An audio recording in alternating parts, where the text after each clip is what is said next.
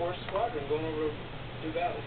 Well, the reason for that was the British had been in the war at least 2 years before us, and had developed radar equipment and developed planes for night fighting that America had none of, and we were just caught short. Of course, they had the experience, and so we were trained in British planes, and it was a catch-up time for us. They were designing the plane, a P-61, that was supposed to be our night fighter, and it was supposed to be ready for us, but it wasn't.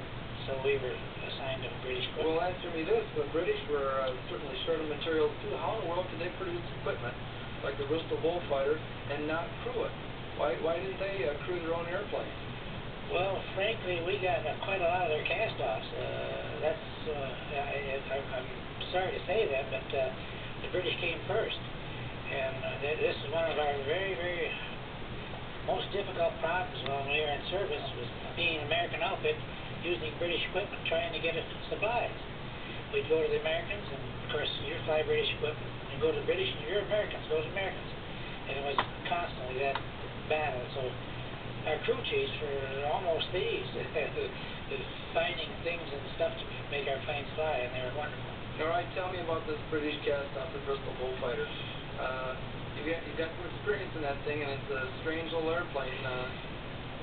Give us some words on it. Well, the British Bullfighter was designed, it was the only plane in the war that was thrown together to be a combat airplane in a matter of 6 months, from drawing board to production, which is unusual. They did adopt the Blenheim fuselage, mostly in the Blenheim wing. They gave it Hercules engines, sleeve valve engines, more powerful. And they also, but one of the drawbacks was the very small tail section of it. And this is where you had to get to a certain speed before the tail was very active on it, and to control the plane. And it was a conventional gear, which meant it had a tail wheel on it, and also the wheels down here. I've seen pictures of the Bristol Bull with twin rudders back there.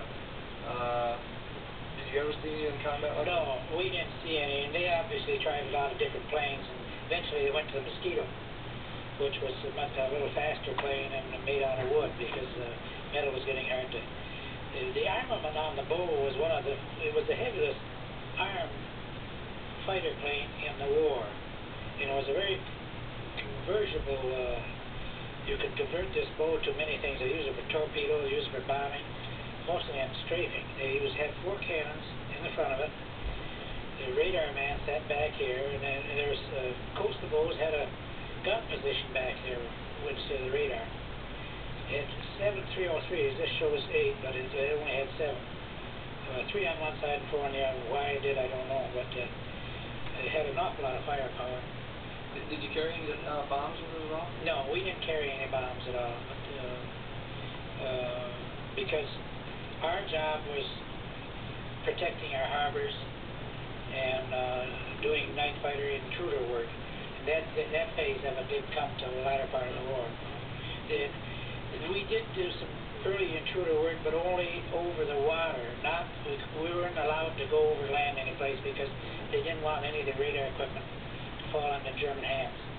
I missed it, but what was the engines on that Bristol Bullfighter? They were Hercules, sleeve valve engines. Were they halfway reliable? Oh, very, very reliable. Yes, very reliable.